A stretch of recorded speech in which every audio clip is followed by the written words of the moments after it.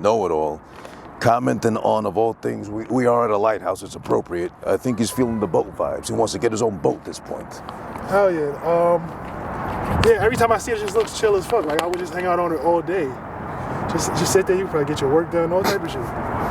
Now, what kind of activities though go down the boat? Since you're a rapper, you know, you might have some liquid money afforded to you. Well, first of all, you know, as a drug addict, the first thing you think of is like smoking a blunt on there. Like that's like the first thing that comes to mind is like getting high. Well, I'm thinking if you got a boat though, I mean, it goes beyond just a blunt, drug-wise. It might have to. Well, not for me. I never went beyond. But what the fuck is on that boat? What is that? There's still like some shit on there. That's one of them private boats. That's one of them white boats. Where? He would know better. Yeah. I mean, you being from across the sea, of course. You're Bop Phrases, of course, I meant to say. That's right, yeah. You sailed the Atlantic to make your way over here to KnowItAll. I grew up in a Navy town, so I'm definitely on that boat vibe. Yeah, boats are cool, man. I would just be lounging, I guess. You would have a bit of extra dough if you had already been able to afford a boat. It's a valid point, but I would just be chilling, sipping a nice cocktail, I suppose. Well, we'll get to know you more, Bop Phrases, but I must ask you first off, did you make it over here by plane or by boat?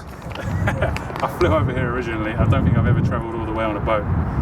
So yeah, mostly planes to get to New York from the UK. If you couldn't notice, I have to ask because he has an accent, obviously from London, or well, not London. A British accent, but I have a British accent. Yeah, I'm from the UK. I did live in London for a very long time, actually, so I know London too. Are you originally from, or? No, I'm from the south coast. Portsmouth is the name of the sea. It's about 100 miles south of London, but I went to London pretty young. I was there for about 15 years. Okay, and when did you come here, give or take? 10 years ago. Okay. A little bit more. You're assimilated, I guess, at this point, right? Yeah, for sure, yeah. Nice. Wife and kids. Oh, wife and kids already, too? Oh, wow. Yeah. Here, or did you bring them over? No, they're here. Okay. Like, I didn't come with them. Oh, okay. That's what I meant to ask, yeah. Okay. You got them over here. Okay, nice. All right, well, of course, let me not be rude and formally introduce, of course, again, like I said, bro to the show, KnowItAll. He knows already what the deal is on here on AhhFuGGiT. We got a brand new guest here, though. Hopefully soon enough, friend to the show, Bop Phrases. That's the guy that produced this very excellent project, but they're all excellent, of course. Welfare Island, the EP from KnowItAll, in collab with Bop Phrases. So we're going to be asking a bunch of you as well. We got to catch up with you. We got to get to know you better, of course. I'm kind of thrown off by what you got on. I like it, I mean to say, but it's like... it's a bit loud. Yeah, you can say so.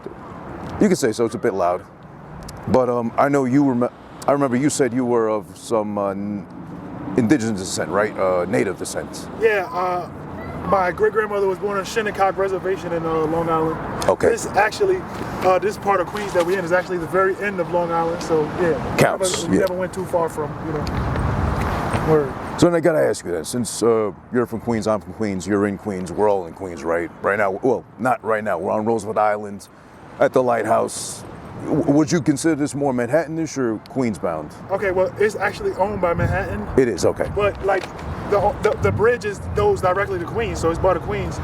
I live on 12th Street, I live literally 2 blocks from it, so it's Queens as far as I'm concerned, but technically it's owned by Manhattan. But then if you come from over that side, the Manhattan side... You only get it from the train or if you swim. Shout out to my Uncle Flip, who swam here from Queens before. Nice. Okay.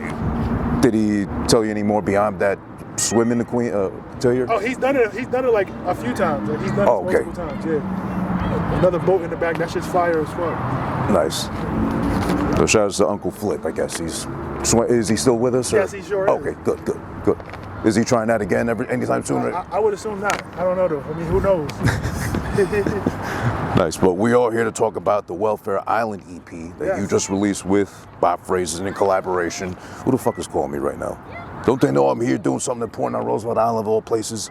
In front of a lighthouse. A guiding light, I guess you can ask anybody you can ask any of these people here driving their boats out here. But Welfare Island, it's we're gonna get to it right now, but I have to point out the obvious. Even though you're trying to hide it with a hat, wow, okay. You have joined me, brothers in arms, in the ball club now. We're in the ball club now. Look, hats off, bro. But I'm gonna keep it on because it's a little windy over here, so. Yeah. Word.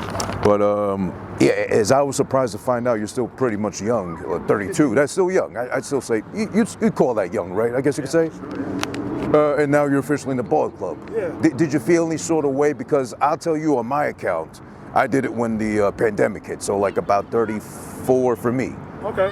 So before that, I had a really, you know, coming to God moment of trying to like be like, whatever I gotta like comb it front, left side, you know, moose it up a little bit to like, and then once the wind hits, it's all fucked up. Yeah. I had that phrase going on for a while, so I had to eventually, you know, my girlfriend was the one to convince me. She was like, why don't you do it? You look stupid anyway, so just go ahead. She's Russian, she's blunt like that. Same, so. I was also convinced by my woman as well. But, Okay, glow it all, right? Yes, there Okay. you go. Yeah. What I was gonna say? Yeah, so I've been losing my hair since I was like 26 and shit. But like I was really reluctant to cut it off, and I wasn't sure like how it would look. But like as soon as I cut it off, I loved it. Like I like being bald. So Did you feel like liberated? I wouldn't say all of that, but yeah, like as soon as I cut it off, like I was like, oh, I like this. Word. All right, did you feel like free at all, like it all, or how did you feel once you like looked at yourself the first time bald, fully? The first time I was like, Steve Harvey. but after that, it was like I had to get used to it. It took like a few days to get used to it. But once I did, I was like it gave me a boost of confidence because now I don't have my fucking hair, losing my hair in the middle. So yeah. Right. Now, obviously, we're not of the same skin tone, and I have to go a certain way with my hair when I was losing it. What did you do with your hair when you were losing it? Oh, I would just cut it like really low, like a really low Caesar. Like practically bald almost? Yeah. Okay. Yeah. And did you think that fooled enough people, or was it just for you mostly, or convince yourself? If I kept it low, you wouldn't know I was balding, but it's like, I would have to do it so often. I would have to cut it so yeah, it's just a waste of time. And that could be annoying having to go to a barber just for that. They know already, like, in their own mind, they're saying, you know, this motherfucker, he's giving me business at least, but. Right. And haircuts are fucking expensive. A haircut like $50, including the tip. Oh, it's at that point now, huh? Yeah, hell yeah. Yeah, I remember my last haircut might have been like around the 35, 40 range. Okay. And that's without the tip. COVID? Yeah. No, in COVID. Okay. Yeah. Yeah, that's crazy. That's without the tip for me, of course, pause, but yeah. Yeah, they look for the tip now though, don't they? The barbers. Everybody does, and you know, as a former like service worker, yeah, I kind of have I feel like some type of obligation to it. Yeah. Like I'm actually a pretty good tipper, and I don't make much money, but I'm a good tipper. I don't make much money at this point, but like I'm a good tipper. What's a good percentage for you, tip-wise? I don't go percentage. Like if it's like a food delivery, I give the guy like $10. Like I think that's good. That's good, right? That is good, yeah. Yeah, so. That's really good depending on how much you're ordering though. Yeah. $20, $30, $40. Oh, okay. That's more than 20%, man. So that's pretty good. Yeah. Yeah, so I have experience. You've done that job though, right? Yeah. You've done that job, so you know exactly what they're going through. Okay, that's fair. True More that. inclined to give them a tip. See, I tip more when I eat in somewhere. I think Same. that's more fair for me, so I'll give like in the 30 range depending on the service. Yeah. But even if they're bad, I'll give at least minimum 20, 25. Yeah, I always tip, even if they're terrible. Yeah. You gotta give, I don't know. You always have to. I don't know. I bet it's more common that people that have done those type of jobs are more inclined to tip. Oh yeah, for sure. And I bus tables, so I always think to tip. But I believe you come from a part of the world where they still don't believe in tipping or they don't have it. They don't really have it in the UK like they have it here. No, it's coming in. It's been coming in for a while. I haven't been there for a long time, so I don't know the current status, but it was creeping in before I left. But traditionally, nah, not really.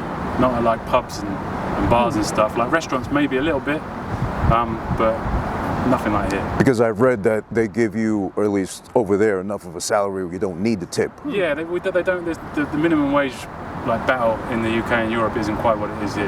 I mean, it's still, you know, you could always pay people more, but it's not quite as like much of an ongoing war as it is here. I would say. I think you can get a better minimum wage in the UK and Europe, and I guess they're kind of the same because they had the same laws for a while. I mean, they're not now, but they had the same regulations. Okay, that's cool. But you said before leaving, they started adapting, I guess, slowly enough. I was in London, yeah. So London and New York have a kind of like like a relationship culturally. So I think it was probably showing up in London more than the rest of the country. But I do remember seeing it a little bit before I left, yeah. Certainly in pubs where you would just be like out drinking of an evening, you might give a tip to your bar server, which is obviously very common in New York and still happens everywhere, I think. And because I'm still getting to know you, of course, KnowItAll knows you better than I do. But forgive me for my curiosity, genuinely, about where you come from.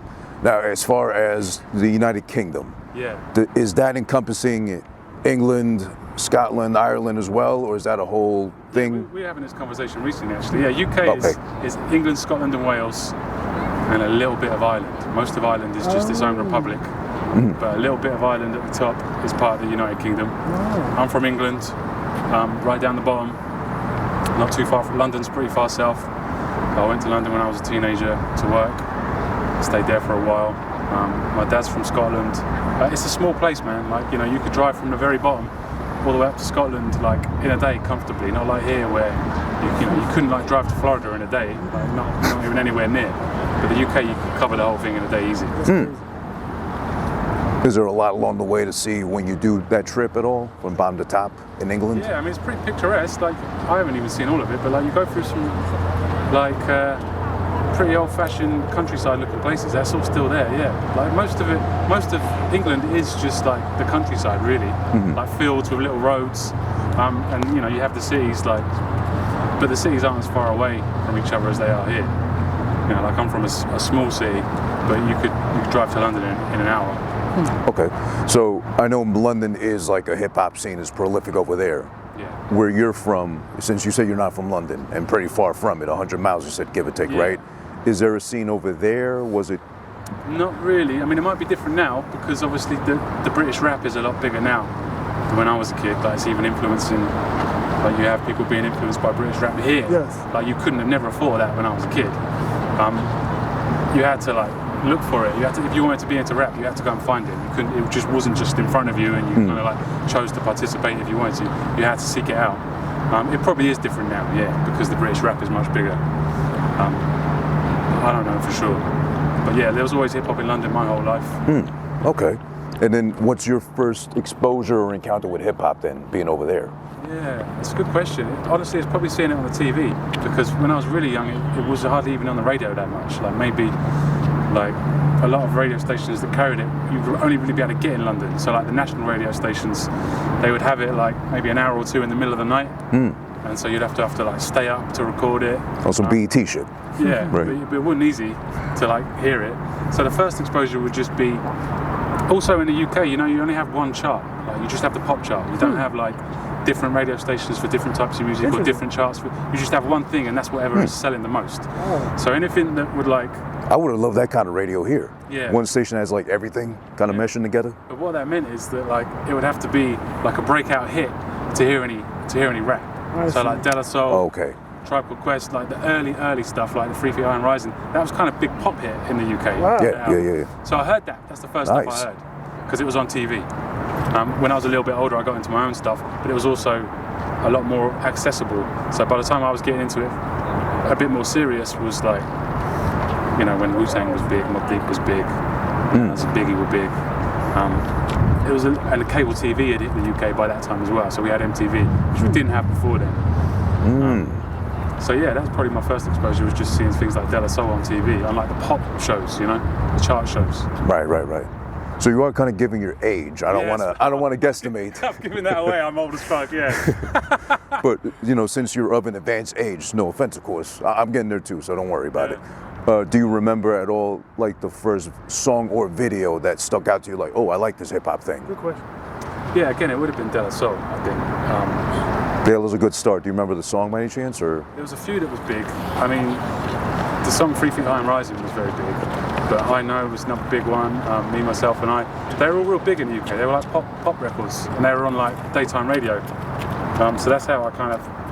I was very, very young, even though that's going back in time, like decades at this point. I was very young. That was the first thing that I remember like hearing and thinking, oh, that's a different, like what is that? That's different, they're doing something different there, do you know what I mean? It would have been that. But by the time we got cable, when I was a teenager, yeah, I mean. So are you just a producer, or do you do anything else? In what respect? Like as far as music? Yeah. You know, I don't rap or anything like that. Okay. I've never done anything. I've never tried to rap. Yeah, I was just into records, real young, rap records, and then at the time, because all the beats were made from older, sampling older records, funk and jazz and what have you, I got into that. I started collecting records like that, and then just sort of evolved into making beats as I got a bit older. It's more just a record head to begin with, and still to this day, really, more than anything, just a record collector. Nice. I mean, that can go into his own tailspin, you know, what records you're collecting and such, but do you have a project that sticks out to you that made you go, I think I want to try this producing shit? Yeah, a few. probably. But if it was to hear something that was like, oh, I definitely feel like I could have a go at that, it was probably Gangstar, Moment of Truth. Not that it was like accessible and I was like, oh, that sounds like I could do it. It's pretty like, it's one of his most complex albums, Premiere that is. But it was like, I think maybe I'd heard some of the things he'd sampled before, and that was when I made the connection in my head. You know what I mean? I was like, oh, I've heard that, like that soul record on like a mixtape or whatever. So, like, if I could have just gone and bought that record, could I maybe like do what Premiere's doing? And that's when it started to fall into place. Maybe someone had like passed me one of the soul records he sampled. It ended up on Moment of Truth, and I was like, oh, I'm gonna give that a try, man, because I can get my hands on these records. Something like that. So would you say Premier is one of your favorite producers, or? Absolutely, yeah. Absolutely, Premier is my favorite, yeah. Give me in that case your top 5. I'm always curious to ask producers. Producers? Yeah. I'm not very good at this ranking thing, man. I feel like I could give you an answer and it would be maybe a little bit different tomorrow, but Premier would probably still be number 1. I went through a phase of really loving Pete Rock and everything he did. I still do love Pete Rock, of course, but those two are like so close to me. Okay. Like, they have their own sound, of course, but like, they're from the same time, they do the same thing. It's like, they're like almost kind of like, they're cohorts. They're peers, yeah, like, definitely. Large Professor is another one. Nice. Queens. Yep. You know, RZA has made some of my favorite music of all time. Like, he had that period where everything he did was just golden. Yep. And then, you know, like, I'm probably going to say Alchemist, to be honest with you. Okay. Because he's been doing it for a long time, man. I think his name at this point deserves to be up there with those guys. He's in the GOAT combo, man. Like, yeah, he's in the GOAT combo. Yeah, that's what it is. Definitely. And he's still getting better now. Like, he's been doing it for 20, 30 years, and he's still finding a little bit of headroom to like still get better, even now. Oh yeah. So yeah, that'd probably be my top 5. It could be different tomorrow, though. There's so many people I feel like, you know, just to give you an example, like Lord Finesse is someone I was Lord Finesse is underrated, yeah. Really tried to emulate for a long time. Like, his like sound in the mid-90s. He didn't really do a lot, so he isn't like as known as some of those other guys I mentioned. But like, as far as like honing in on the sound, like, he had it down perfect. What fucked me up about Lord Finesse, I meant to say, was he, in my opinion, he technically gave Mac Miller his biggest hit. That kind of made him, right, that's right, yeah. You know, leap into the limelight with. Did he make Kool-Aid and Pizza? Yeah, that's right. Yeah. Well, that was his beat. Make it, but they took one of his beats from. Oh shit. Yeah, and he redid it as a new song on his mixtape, the kids mixtape. He did make it. He didn't make it for Mac Miller. I know the song you're talking about. He just about. kind of pinched it from. Hip to the Game. Hip to the Game. That's his right. shit. Yeah, that was his beat. Then Mac took it, did it on his mixtape. Yeah, and they had a little settlement with that too, I think. Eventually. He had to, because he was technically making money off of shows, like promoting himself, because he blew up from that shit. Sure, yeah. But that's the thing, though. I'm saying, like him, you know, Large Professor, so many other producers go like unrecognized like that. Not to say unrecognized, but like they don't get enough of the love that like Premier and all the others you named do. Yeah, you know, Finesse has actually got one on. A lot of people don't know this. Dr. Dre's Chronic 2001, right? One of the biggest rap records ever. Yep. One of those beats is a Finesse beat. Damn. Yeah, the one for Eazy-E. Is that it? The Message. The Message, yeah. Yeah, that's right. Yeah. Jay-Z wrote for him, so he had a lot of New York help. Dre on fucking 2001. Yeah, you didn't know that? No, remember this. Next time we had these West Coast, East Coast conversations. Next time we have these West Coast, East Coast conversations, remember that fucking Lord Finesse and Jay-Z was helping Dr. Dre make his fucking biggest album. That's all I'm just saying. Shout out to the West Coast, though. I have no like type of issue with the West. All right. No, I mean, you remember the Firm, fucking Nas was on there too. Like, I think Dre tapped for Nas to come in, do that. So, of course, he's always been doing that. I guess the obvious question is, I know you like to work with just about anybody that makes sense to you, beat-wise, because you can rhyme on just anything, just like you prove on Welfare Island, the EP. And I know you've been here enough for a while, where it's not like he flew you in from overseas or nothing, but how do you two link, though? You better get the question. Oh, okay. Well, Bob hit me up like a few years ago, like basically with a proposition for us to work together on a song, and we put the song together. It came out really dope. He sat on it for a while. We check in with each other every once in a while and shit like that. Like, when I first met him, I thought his shit was super dope. Like I said, like I would check in and see what he was doing, and like when he was gonna drop our song and shit like that. Yeah. But like, yeah, the song never came out, but we stayed in contact, right? And we just started making music. He would just send me more and more beats, and I would just, like, you know, to start making stuff to him. And as time went on, I felt that he was like open-minded and good enough for me to share my one of my most close to me ideas with him, which was Welfare Island. This is an idea I had in my head for about 6 years, and I felt like he was the one that I could share this idea with and tell him, and I felt like he would get it. So yeah, that's how we got here, from him hitting me up, proposing to me that we should do some work together, and like he stays in Queens too. So yeah, it was real simple, and he was dope, and he liked what I did. So like yeah, it was much easier than a lot of the other collabs that I've done. Nice. So Bop, I gotta ask you then. I always love telling the story how I found KnowItAll was basically off of Twitter, and just one clip, Stop Resisting. You know, one of those things, like I'm sure you know, like a sound captures you and you just got to find out where it came from, who is it, whatever. How did you find out about KnowItAll then? Yeah, I mean, I've been thinking about this lately. Honestly, I don't fully remember. It had to have been on Instagram, I think.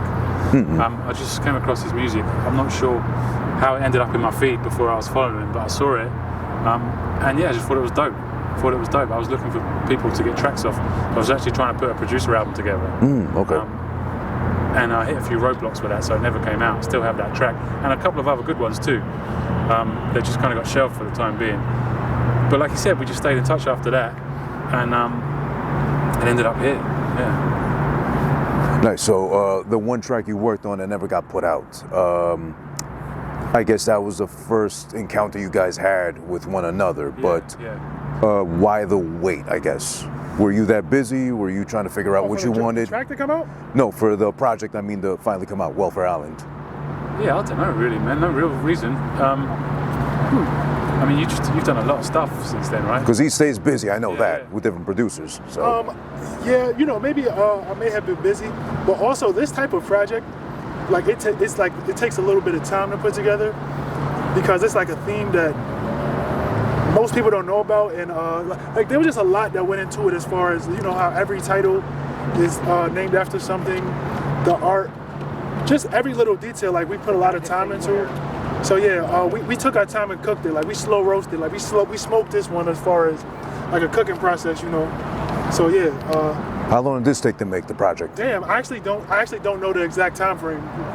Yeah, to be honest with you, man, like we had a lot of the tracks done as demos. Yeah. And in the last 6 months we kind of redid everything. Like we didn't start from scratch, but we just polished everything. Yep.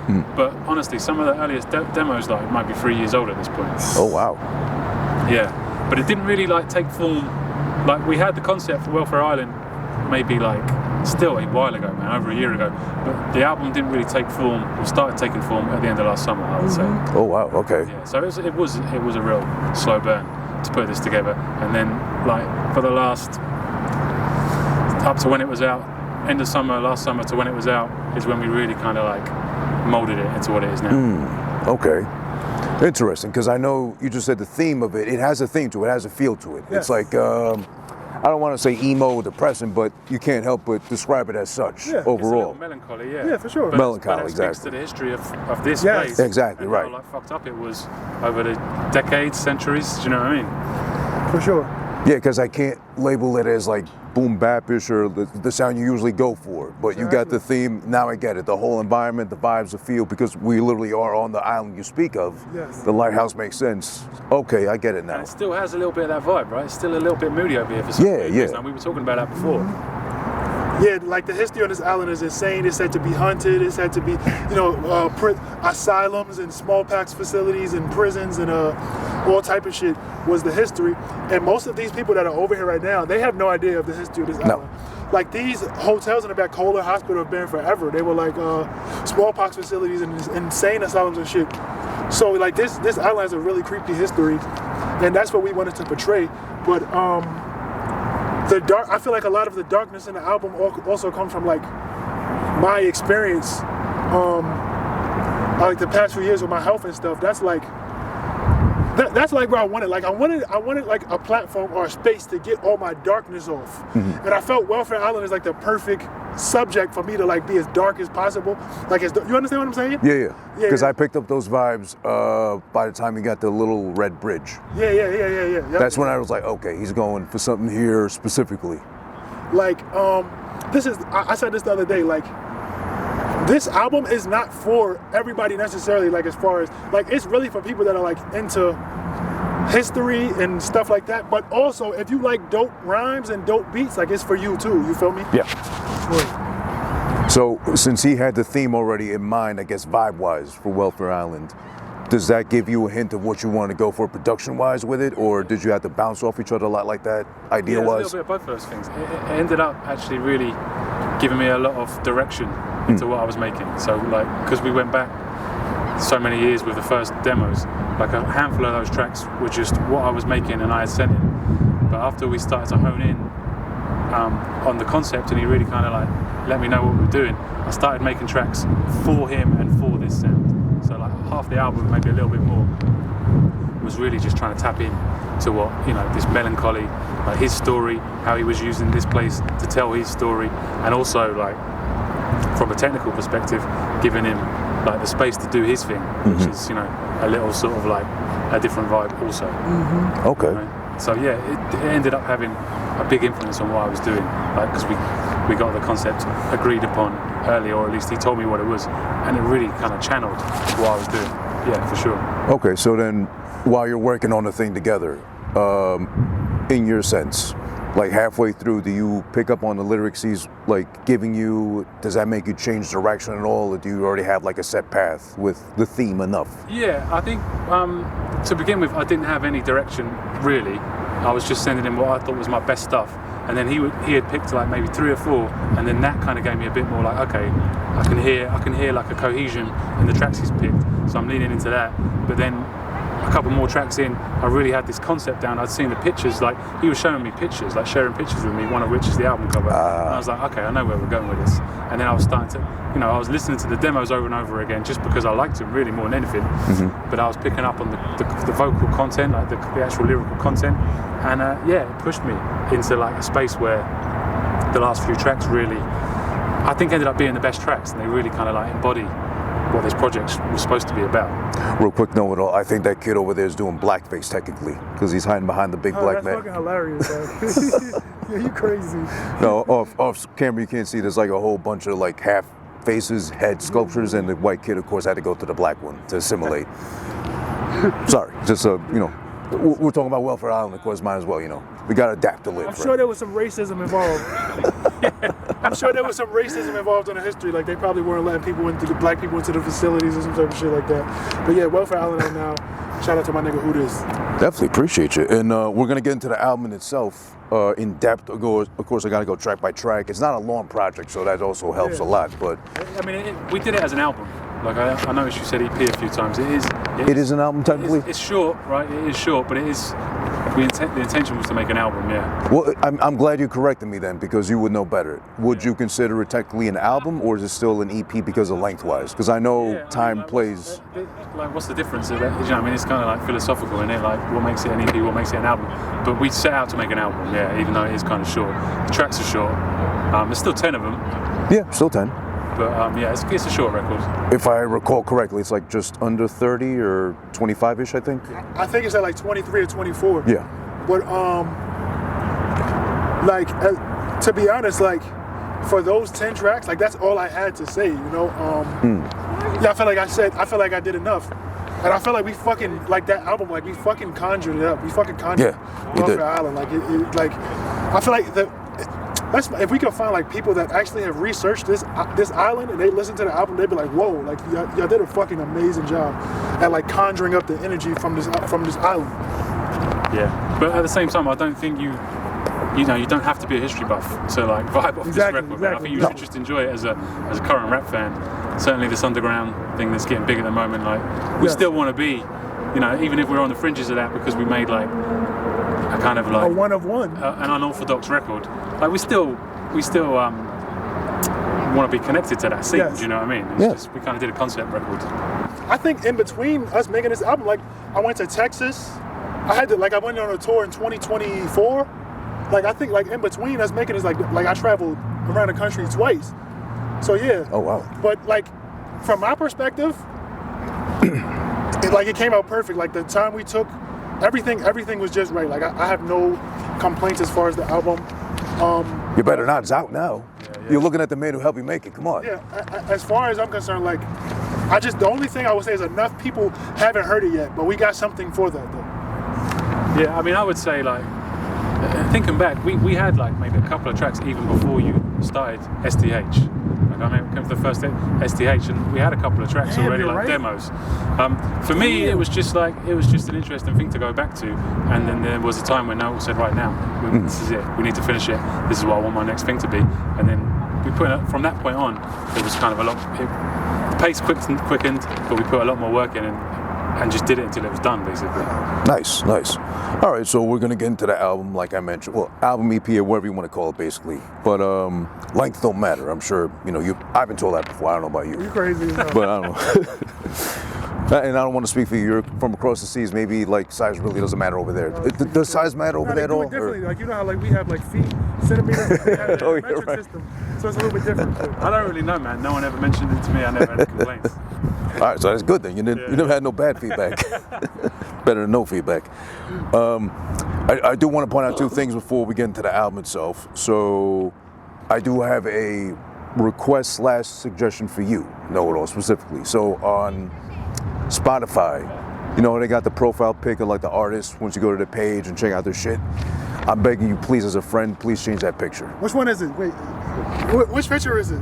I can't remember right now, but you're making some sort of faces that got like kind of pause-ish. It's you, Patty, Zilly, and Black in the city somewhere. Is that still? No. I think it's just you, but you're on. Standing next to the cause statue? No, you got a mic. It looks like you're on stage. I have a red shirt. Yeah, you look like you either took like IBS or something, or really? you're taking a mean shit. I know what you're talking about. All right, thanks for that. I appreciate that. Just as a friend, though. I mean, thank you. You can't do better. I'm sure you have better pictures. I do. That's one thing, and also there was a clip you put on IG in your stories about quote unquote stagnant New York underground rappers, which I would love you to touch upon. Okay, again, like this is like my fourth time addressing this, kind of. Again, first of all, I want to say thank you to all of the people in New York that have helped me. People like 1,000 Words, and a whole bunch of other people that I'm forgetting right now. Oh, Demi D, Who This, Hip Hop Gyms, just all of the great platforms in New York. A lot of the great artists in New York that have helped me. I couldn't be more thankful of the people that have helped me in New York. And I've grown a lot here. I've done a lot of great shows. I met some great people here. But I do see a stagnation in the underground scene in the city. Although I do think it is beautiful, probably more beautiful than most cities. And we probably have a better scene than most. I can count on that. 9 out of 10. At least more lively. Yeah, but there's a certain stagnation where there isn't any movement. Like there's not as much growth in New York as there is like there's portrayed like on the internet. Like when I found out about this scene, let's say 3 or 4 years ago, those people that I found out are still like within the same spaces. They haven't grown from where they were. And me personally, I've traveled. I'm not like gloating. I'm saying like I've done things to where like I've traveled. I've done this. You made I've the done rounds. that. I've done a few things. Yeah. And I don't know. It's because like. Yeah, man, it's just a lot of stagnation, and I think it stems from like the bigger shows in New York. They don't give anybody a chance. It's the same 5, 6, 7 people that get on all of the shows. You might see like a new guy here and there, but in any industry, if the people at the top don't bring in new talent, the industry is not going to survive. Yeah. And that's kind of what's happening to me. Like Bop has a different take on this, and I agree with him to an extent. But yeah, from my standpoint, from the artist standpoint, there's not enough room for like, how can I say? Like, there's not enough opportunity if you're not already like a big name. That's what I want to say. Yeah. Okay. Hey Bob, what's your take on that? Since he mentioned you have one. Yeah, I can't even remember what I said my take was, to be honest with you. We have talked about it quite a bit. I do understand what Noah was saying. From where I'm standing, it's locked down pretty tight. The guys that are at the top have got it locked down, and I think it's hard to break through that. But at the same time, it's hard to argue because there's just a ton of good music out right now. There's no lack of like decent records coming out.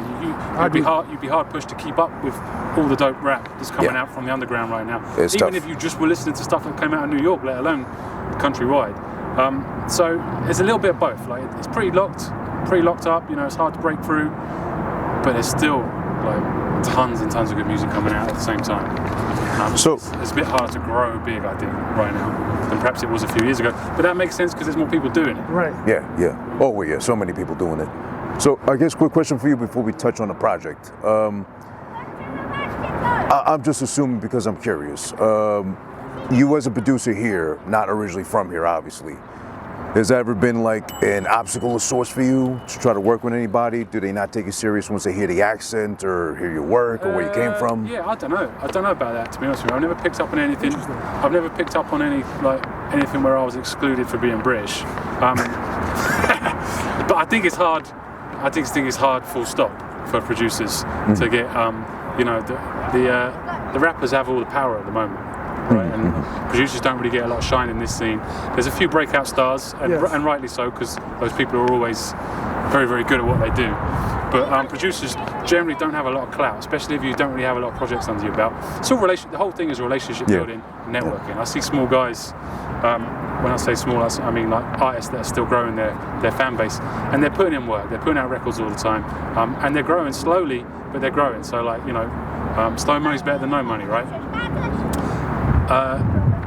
But I don't feel like I've been excluded personally for any reason at any point, but it is tough to get projects, especially when I want to do projects where my name is on it and I've done the whole thing.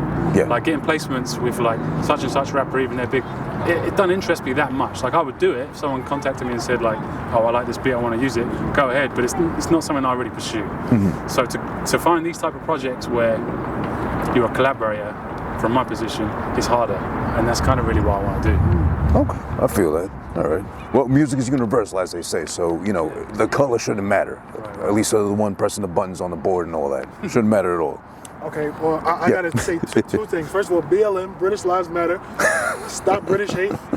And also, I want to say I look at music like sports. Like, if the guy can play, he can play, regardless if he's fucking orange, white, anything like that. Yeah. But I think within this New York scene, I think his accent will maybe like entice certain people to work with him faster because of like the international look.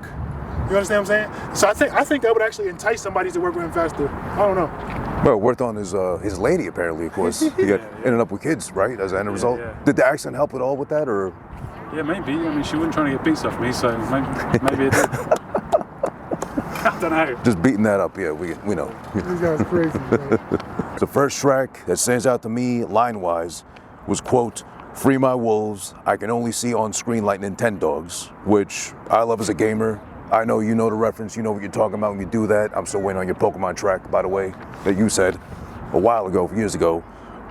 Real quick for you, Bop Phrases, are you a gamer in any sense at all? Do you indulge? No, I was, when I was younger, I really, really loved video games. I just kind of like, just became such a deep record head, man, that I didn't really have time or money for anything else when I got to a certain age. But as a teenager, yeah, I loved video games, man. I was all over, like when Grand Theft Auto switched to how it is now, and then you had a kind of like a string of games in that format.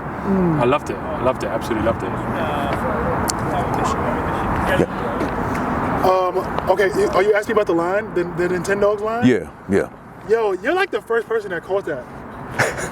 Free my wolves, I can only see on screen like Nintendogs, obviously. I heard that, my ears perked up like a dog, because I remember the game, I never played it, but I was like, oh shit, Nintendogs. No one's ever made a reference to Nintendogs. Do you know what Nintendogs is? Yeah, I know. Okay. That's one of the lines I got like straight up when I heard it. Well, for the people that didn't, Nintendogs was a game on Nintendo DS where you basically were taking care of a dog. Yeah. And they have this jail visit thing that came about during COVID, I believe, where you can only talk to the person like on screen. So that's what I meant. That's what I was talking about. Free my wolves, I can only see on screen like Nintendogs. Yeah. Wolves is a street term for like robbers or something like that. Yeah. That's clever. I mean, it would make sense of all times during COVID where you can only see them on screen and okay, your wolves, dogs, okay,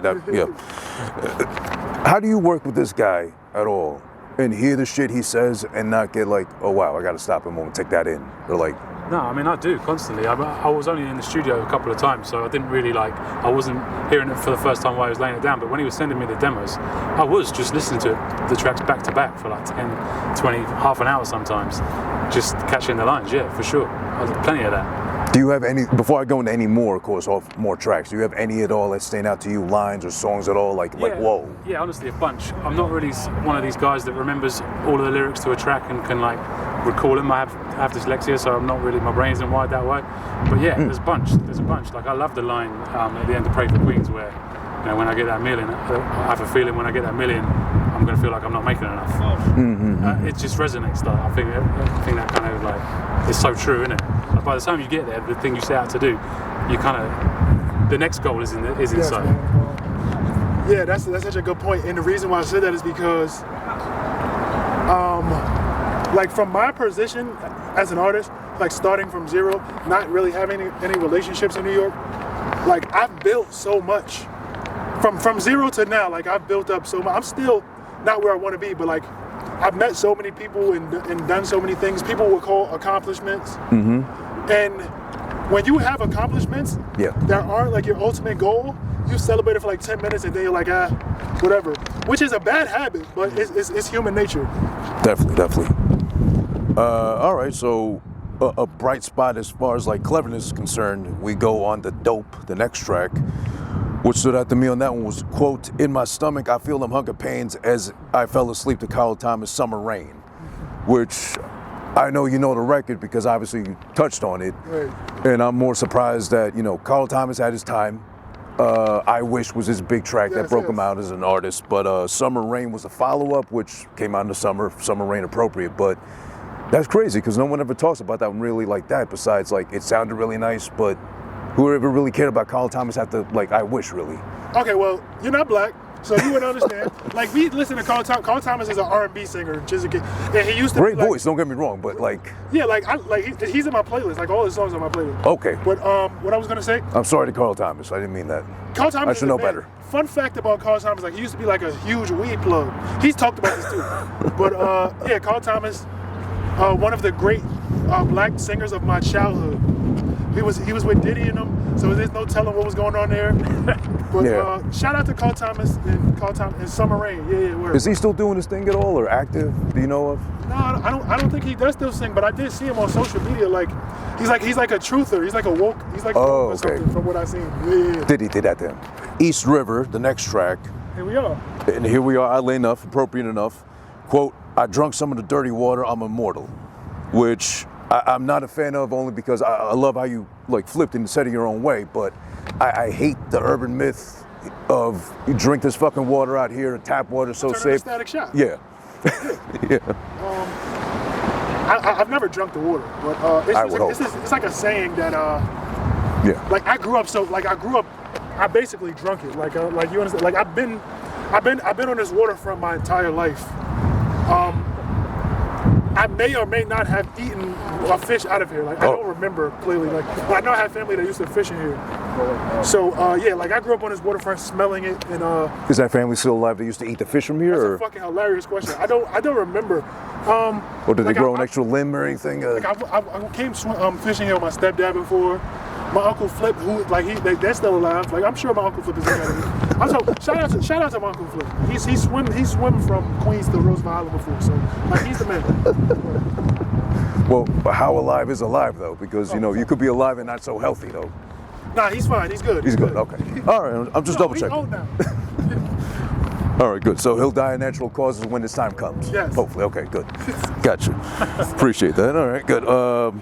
So this is where the vibes at least kind of settle in for, okay, I get it now. What he's going for, Welfare Island, where it's located, where it's based off of is Little Red Bridge, where you said, quote, "Sometimes anxiety is so bad I can't feel the weed," which I remember we had a conversation a while ago, I think at the, what was it, Urban New York or something? Was it a Black's place? I think the thing for Ricky Mapes or something, or Wolf. Yes. At that show. Yeah, you, me, and Wolverine were talking. Yes. Right, shout out to Wolverine. And you had mentioned you were gonna plan on stopping smoking weed or eventually? Yeah, I've quit several times. I haven't smoked in a minute since.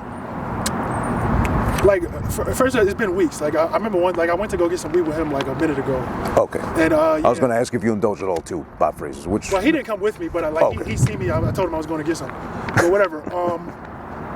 Yeah, I don't smoke nearly as much as I used to. I'm kind of like falling out of love with it. It's at this point, it's kind of like, especially like getting high during the day, it just ruins you. Like you can't do anything. So it's kind of counterproductive to where I'm trying to get to in my life. So yeah. Okay. Like I'm kind of I'm becoming anti-weed actually. Like I hate walking down the street smelling the kid every fucking smell weed every. I'm becoming one of those old heads that like complain about everything. So I'm guessing when all the random shops started popping up everywhere, you weren't a fan of that either.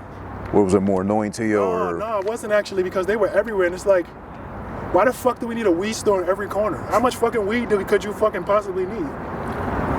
Right, and they're the ones mostly that sell like the designer kind of like fabricated strands, blends, whatever they call it. It's all bullshit. I don't. It's confusing. I'm done. I'm kind of out of weed culture to the point where like when I was on tour with the guys, and they would see me roll up like these little tiny blunts. Like, as I smoke in like little tiny increments. Now, like that, I'm really, like when I was like a 20-year-old, 21, 22, 23, I wasted all my time just smoking all day. So like now, they see me smoking, and they always like, oh, this is so tiny. And I'm like, I'm sorry that my drug usage isn't up to your, like how much your standards. Like, yeah, so I'm like definitely falling out of love with the whole drug culture. Nice. Well, I'm sure the weed industry is going to take a hit with you no longer indulging like that. They won't. Okay. Well, I was buying like an eighth a week, bro. I just bought like 7 grams like 2 weeks ago. Like I still have majority of that shit. Like I smoke a little bit at night.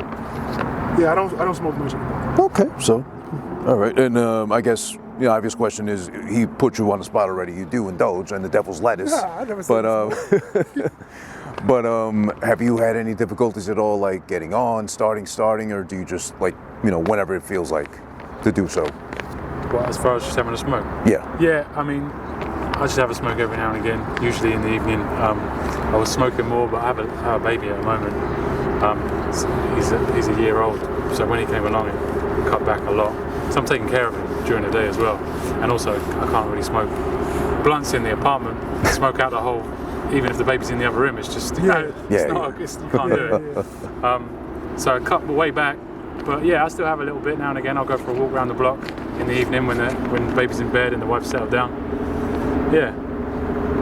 Okay, and for you know it all, I know you, again, like I said, the line goes, sometimes anxiety is so bad I can't feel the weed.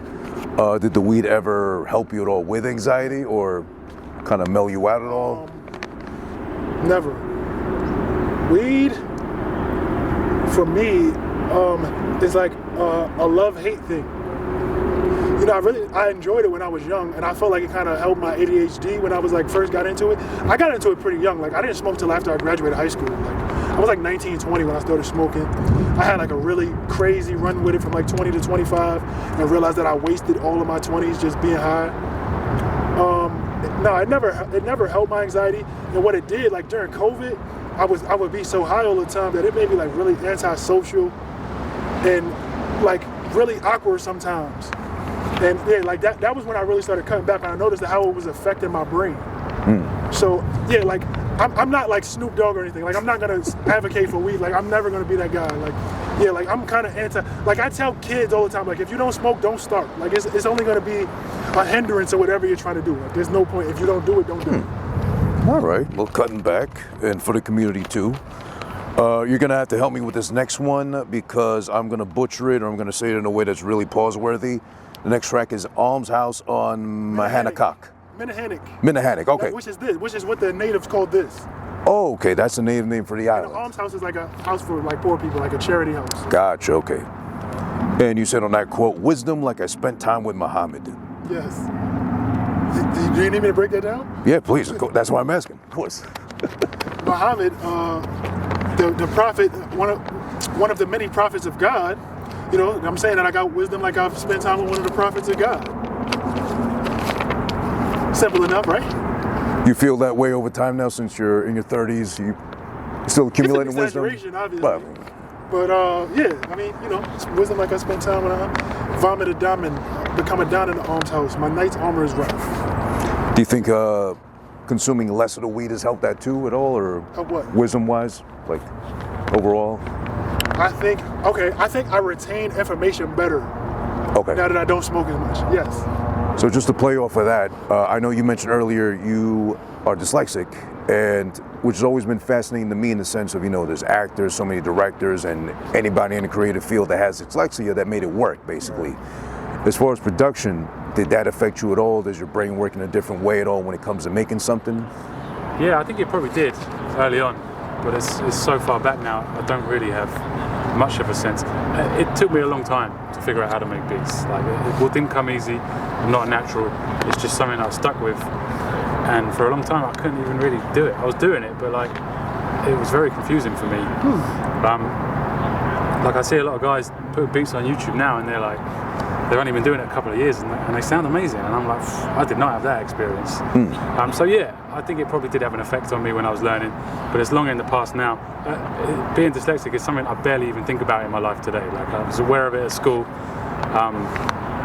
but beyond that, You just happen to be dyslexic, if anything. Yeah, I think it does take me perhaps a little bit. I think I've had it, my whole life, and got to an age where I've compensate for it without even realising is what I'm doing. Do you know what I mean? But I think it does take me longer to learn new things than it might take an average person. It took me a really long time to get good at making beats. So, because I can't relate, obviously, and obviously KnowItAll can't either, to dyslexia, like, is it as something as simple as if you have a menu in front of you, you can't read it or the right way or something? No, I don't have it anywhere near as severe as that. Okay. Yeah, I can still read and write perfectly fine. Like, I might spell things like in a weird way still if I was wrote a whole stuff. I don't really write a lot these days, like people don't, do they? Okay. Yeah, true. Or even texting, like, as they're pretty brief. I still might spell things in a weird way, or like confuse words is something I still might do. But honestly, I barely even think about it. Yeah. Okay. It's not like a severe thing. I think it's the biggest effect it had on me when I was learning things. And I guess I still have that now, but as an adult, how often do you learn a new thing from scratch? And as a producer, what's your go-to equipment? What did you learn on, I guess? Well, I learned on an MPC. That was the thing to get when I was first started out. Right. I knew that Premiere had one, so I got one, and I was doing it. I did it for a long time and went through different releases of the MPC. So I was doing it long enough that I got the next one and the next one, and then I switched to a computer for a while, just a computer, and then now I have an SP404. Okay. Which is a very popular drum machine. You see a lot of people, if you go to a rap night now and they have beats on at the beginning, almost everybody's using an SP404. It's a really great drum machine. When I saw that came out, I just wanted to get it. I missed having a drum machine, and because the versions of the 404 that were around before this one didn't have, you couldn't change the pitch of a sample, and that's kind of a big part of how I make beats. I don't know how anybody makes rap beats without being able to change the pitch of a sample. When this new one came out and it did have that, I was like, right, let me get that, and let me pull myself into that, and that's what I did.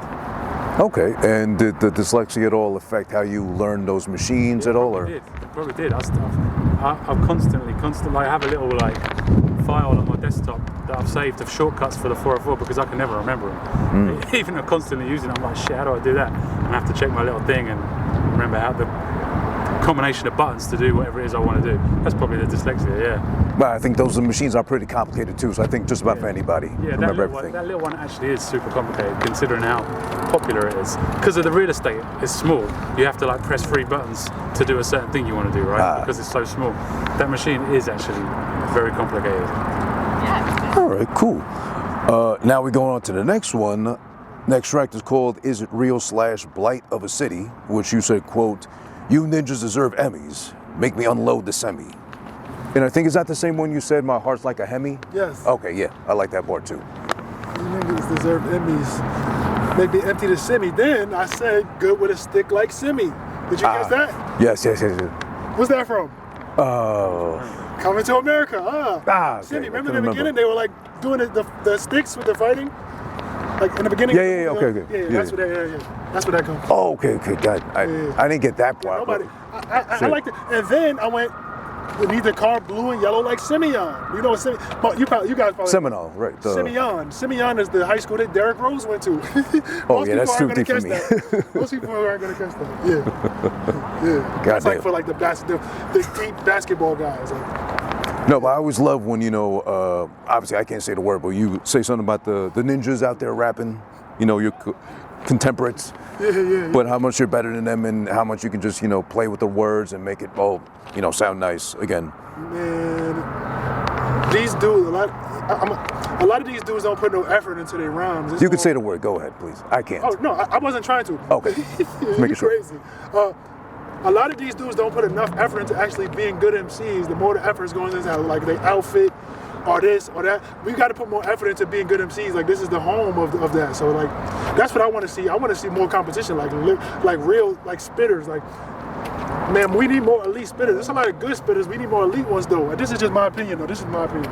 No, I hear that, and I think the sound isn't so bad as it was like a couple of years ago, where like all the kids sounded like.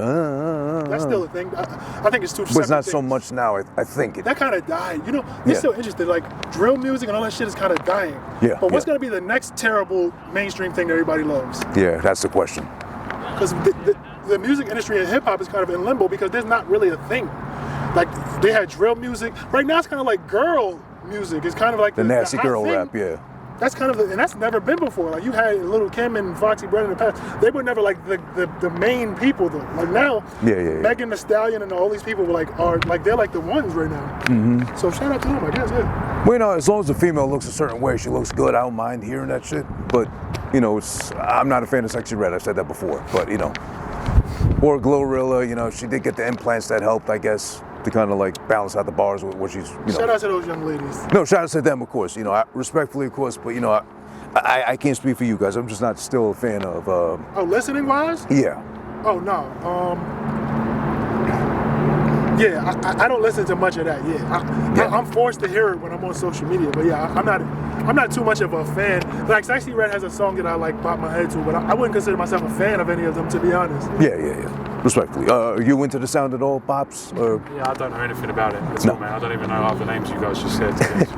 As far as like mainstream rap music, I'm so out of the loop, man. I stopped paying attention when I got to a certain age, and I only really know anything about this kind of underground movement. And I don't say that like I'm proud of it. I wish I did know a little bit more about contemporary rap. I just don't. I'm just kind of an old fart at this point. I just don't know about it.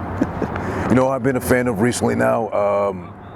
I kind of knew about him for a little bit, but I finally started indulging in his sound. Is that kid Afro, young, glasses, big Afro. Yeah, I know exactly who that is. When I was in Texas doing a show. Yeah. He also, we went to one of his shows in Texas that my friend Concept was throwing. Yeah, Concept, shout out to Concept. He's a good guy. He's actually the guy that had us in Texas, and he also just helped us a lot on the Big East tour, so shout out to Concept. He did a show with him. Yeah, something like that. Word. Yeah, he's cool. He's really nice. Yeah, I've seen that guy. He's got class. Yeah. Definitely. No, he's nice. He just followed me on Instagram. I just like. Oh, really? That's cool. Shouted him out because I was genuinely listening to his shit. Like he corrected me on some Redman, Method Man shit on somebody's page, and like, praises all due, Young God, and all that shit. That's cool. Yeah, that was cool. Shout out to him. Next, we got Blackwell Asylum, where you said, quote, "It don't help my mental state. It's like I'm in a kennel by mistake." Which, you know, as a dog lover, I don't know if you are, Bob, by any chance, but I felt that, you know, because a lot of good dogs get put in the kennels by mistake just because of one mistake, one incident. Big, small, whatever. Okay. Is that what you were going for? No. What I was going for was more just basically describing people in New York, or like my experience with like mental health. It was more so something about mental health, and what I meant with that line is like, was basically comparing my experience when I was struggling with mental health to being like in a prison. Yeah, that's what I was going for. I'm sorry if I didn't do enough for your ASPCA like views or whatever. You know, you would be a good face for the cause, you know. Would I? A nice rapper like that, you know. Okay, I fuck with dogs. Like I like animals. My girl's vegan, so yeah, word. So she don't eat dogs, is what you're saying, or what? She doesn't eat any animals. Okay. Would you ever consider a dog or any sort of pet at all? Do you have time for that? Or I'm looking to get one. Yeah. I think it's like, I'll have some in the future. I tried to get fish like a few months ago, but I didn't realize how fucking complicated that was. You gotta buy a fish tank, then you gotta fucking run it without fish. Then they say you gotta have it for like a month, so it could be like the chemicals or something could be right for the fish. And I'm like, and then it got to a point where like I knocked the fucking fish tank over by accident, and all of the sand and water was like all over my bro. Yeah, I just gave up. Wait, you had your own fish tank and knocked it over, or you didn't with no store? Because you didn't have to plug it in and let it run for like a month, they say. So like, yeah, they're probably lying. That's what the people in the store told me. So like, it could be a good environment for the fish. Yeah. So I was just having it and then I got bent. It's like on this little table in my room, and I bent over. And I like knocked this shit over, and like all the shit fell on the floor, and I gave up and bought a fucking plant from Whole Foods. Wait, how did you bend over and knock it over? Was it that small? Or you that clumsy or what? No, it's like a little table that like for eating on. Like I don't know how to explain it. I was just you made it sound like you drifted hard into the fish tank or something. No. Oh, okay. I live in New York. Like my room's fucking tiny. Yeah. Well, take it from a fish owner. The month thing is bullshit.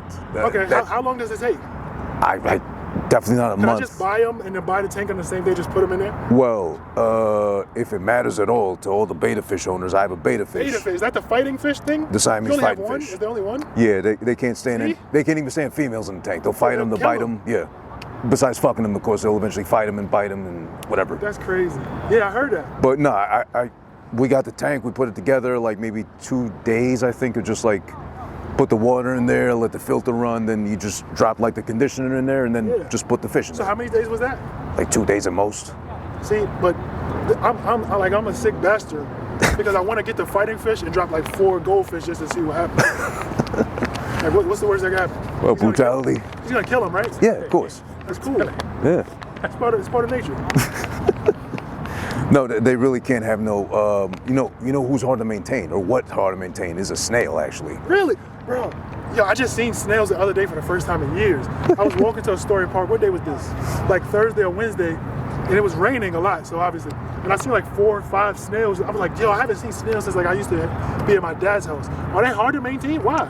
I was looking into it because I found one when it was raining a long time ago. Oh, you want to take it home? I was about to take it home, just like put it in a little jar, a little leaf or something. I thought, and I made a mistake of Googling that shit.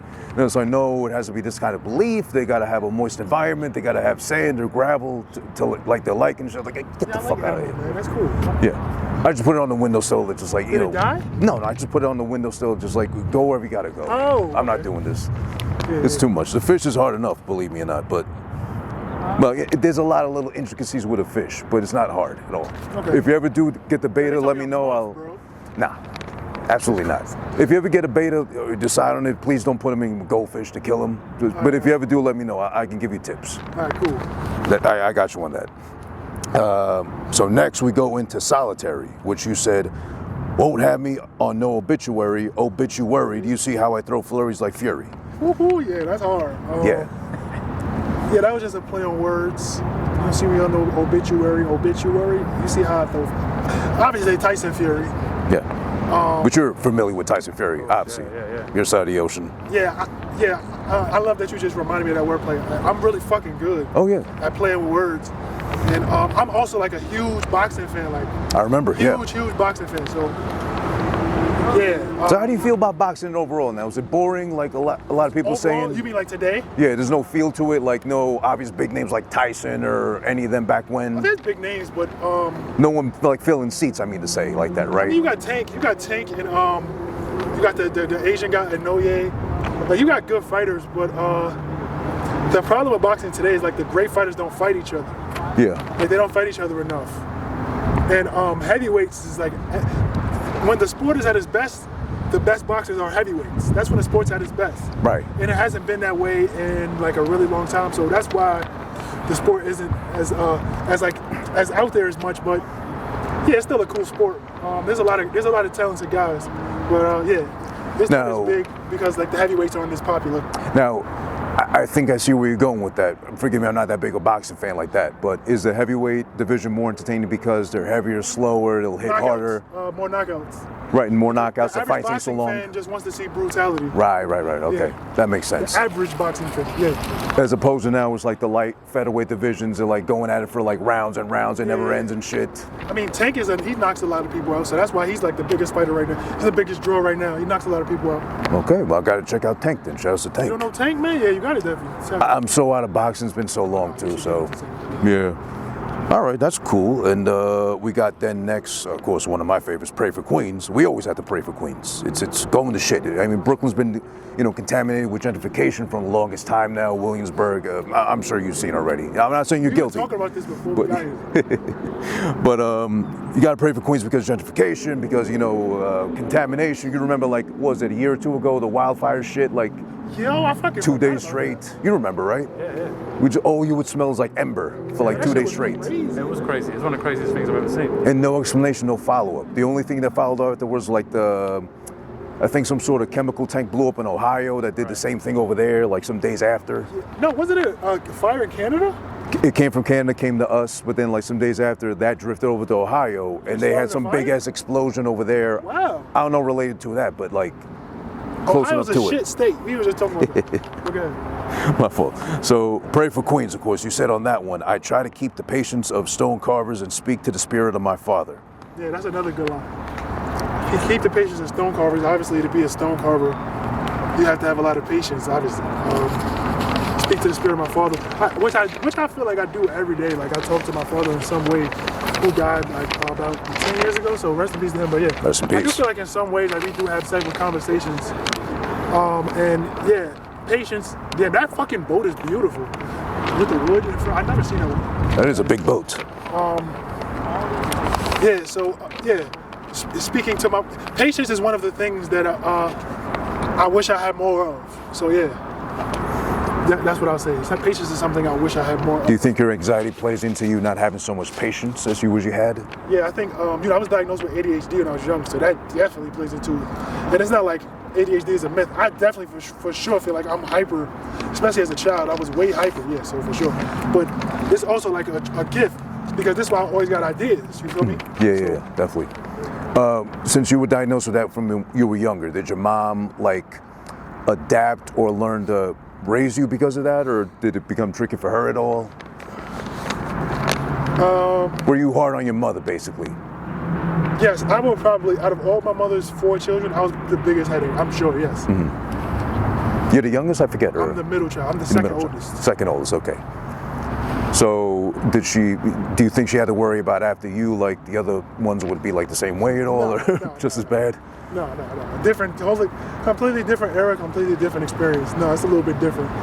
Yeah, I'm the born in 92, my sister's like 98, so like it's kind of, yeah. And my sister after me has Down syndrome, so she's chill, she be chilling. Okay, that's good. And then I have my youngest brother is a member of the LGBT community. Okay. He's like the fucking life of the party kind of guy. All right. He's a good guy. Yeah, he's not a troublemaker or anything like that. I probably was the biggest troublemaker in my household. And I wasn't too bad. So. Unintentionally, of course, because you had whatever going on. Okay, that makes sense. Blame that, sure. Yeah, sure. So now we touch on the last track to send us home, Lunatics, Homeowners, and Inmates. Love that title. Where you said, I actually jotted down a couple of things. Quote, I think it's time to go from Welfare Island down to Staten. It's even crazy in Manhattan, which is true, absolutely. And then you said also, I think it's time to take my talents elsewhere, which made me think eventually you might have thoughts of leaving Queens or New York itself in general. Yeah, that's kind of what the song is. Okay, and I think it's a really good end because the album is giving you my experience, and then the last song is like me telling you like I'm contemplating like leaving. So I think I really like that song, and it's showing like my love for the city, but also like the issues that I have with it. Yeah. So yeah, I think it was the perfect way to end the song, to end the album. But yeah, Lunatics, Homeowners, and Inmates, like that's who's here. That's who's like. I love that title. It came from like an article that was about the island. Yeah, just me telling you like the things I love about the city, the things I hate about the city, and then I'm just about ready to go. I think within the next few years I will be moving out of New York. Any places in mind at all, or? Yeah, like not too far from there, like the surrounding states, kind of is what I'm thinking. Either that. Not Ohio. Yo, maybe though. Yo, that's so funny. You just shitted on Ohio a little while ago. That's exactly why I'm moving in. Okay. But, yeah, like the surroundings, like Connecticut, like the really close states, so I could be close. Or I'm gonna go to the Midwest, maybe. Yeah, those are like my two. What I'm thinking right now. Okay, so you can like drive in when necessary, kind of thing.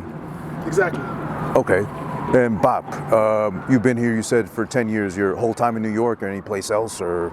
Yeah, whole time in New York, yeah. Okay, would you ever consider leaving at all, or have you thought of it at all whatsoever? Yeah, I talk about it with my wife a fair bit. It's definitely something we think about and still discuss. I think we're going to stay here for a while. Thinking about having my little boy grow up here, but it's we both think about moving to the UK maybe when we're a bit older as well. Okay, okay. If you don't mind me asking, where is she from originally? Chicago. She's from Chicago, okay. Yeah. And as far as you talking about maybe going back to the UK, has she been like off-put by it? Is she really considering it as well, or? Yeah, no, she did actually live in the UK for a while. Oh, she did. Okay. Which is probably why we connected. She definitely wants to move to the UK. She also does kind of want to move to Chicago. I'm not that fussed about Chicago, to be honest with you. Like, it's a cool place. I don't super want to live there right now. But yeah, who knows, man? Could stay here for the rest of my life. Could move somewhere else in a year or two. New York changes pretty fast. Yeah, man. Yeah. And that's a conversation that's always been around.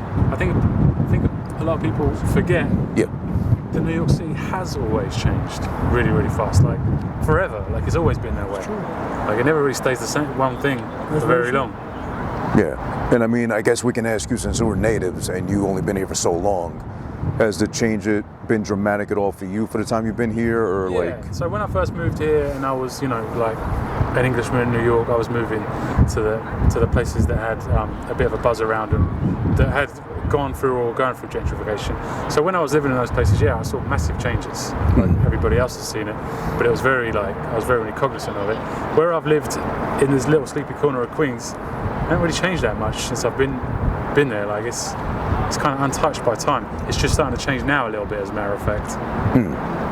For the better or for the worse? I mean, that's subjective, I guess. Well, how does Bop see it? I don't want it to change too much. I don't want it to lose too much of that character that it's had. Like, it's a lot of people that have been there their whole lives and generations before them. I don't want that to disappear. But then, I'm also like, I don't mind having a Shake Shack in the neighborhood. There's pros and cons to everything. Ultimately, gentrification is good for the people that are moving there, less good for the people that have been there.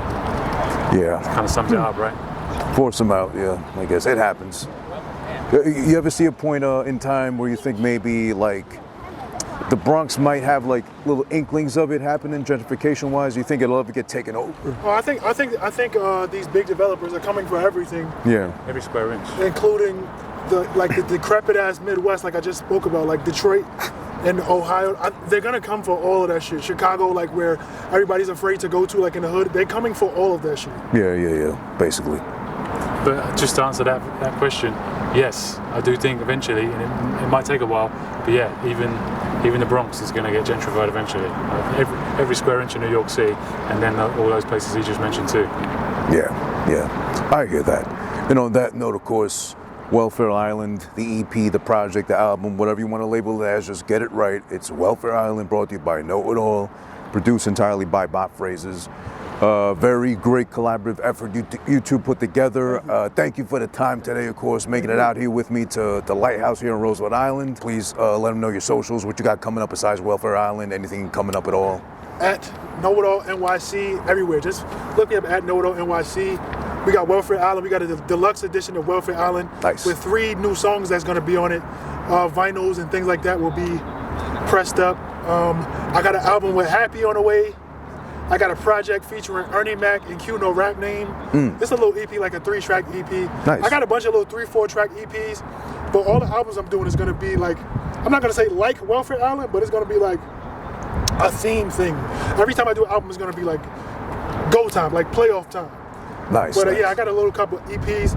I have a show on June 4th that I'm in Brooklyn. This is gonna be my first time performing song from Welfare Island. Okay, nice. So, yeah. I don't actually want to say too much as far as like into the future. I got the Welfare Island Deluxe, Adventures of Snatch and Run, fully produced by Happy. This show, a bunch of shit, yeah. Nice. And Bop, please, same. Tell them where they can find you. Thank you again for the time, of course, in advance. And please, go ahead. Yeah, find me on Instagram, bop.phrases. And yeah, I'm just holding it down, making beats, looking for rappers to work with. I have a few tracks going back and forth with some artists right now. You'll be hearing from me most likely. Nice. Anything coming up soon after Welfare Island at all? Or? Not really anything on the immediate horizon, no. Your 2 Jeeps project, tell them about that shit. Oh yeah, oh nice, I work with 2 Jeeps. I had a dope album out just before Welfare Island. It was close to Welfare Island, so it kind of like, I moved on to that. But yeah, really good album with 2 Jeeps, great rapper out in New Jersey. It's called But Wait There's More. Find it on Spotify under my profile. definitely check that out. Shout out to Two Jeeps. I'm gonna try to get him soon. Yeah, Two Jeeps is a great rapper. Yeah, he's a very outlandish. Yes. You think he's whoa? He's got a lot of jokes. Yeah, a lot of jokes, a lot of conspiracy theories. Maybe rethink the whole fucking world, basically. That guy. But shout out to him. Shout out to KnowItAll. Shout out to Bop Phrases. Appreciate you boys so much. Thank you, bro. This has been all fucking. I'm Who This at Who This is one everywhere. Socials. Twitch, YouTube, all that good shit and all that, yeah, and eventually, you know by now already, you watched it long enough. Thank you. Appreciate it. Hey, someone just came up to me and told me that you like disrespectful Latinas. Is that true? Go fuck yourself. I saw this coming, and my God, I jumped on it with both hands, and she's been holding on. My ass! My ass! When I think of asses, woman's ass, something comes out of me. I don't eat ice, I kick ice. You stupid ice. You cannot give up yet. You did not let me or my fat ass down, okay? Yo, it's over. All right, it's over. It's over. Move the mic. Move the mic. Thank you. All right.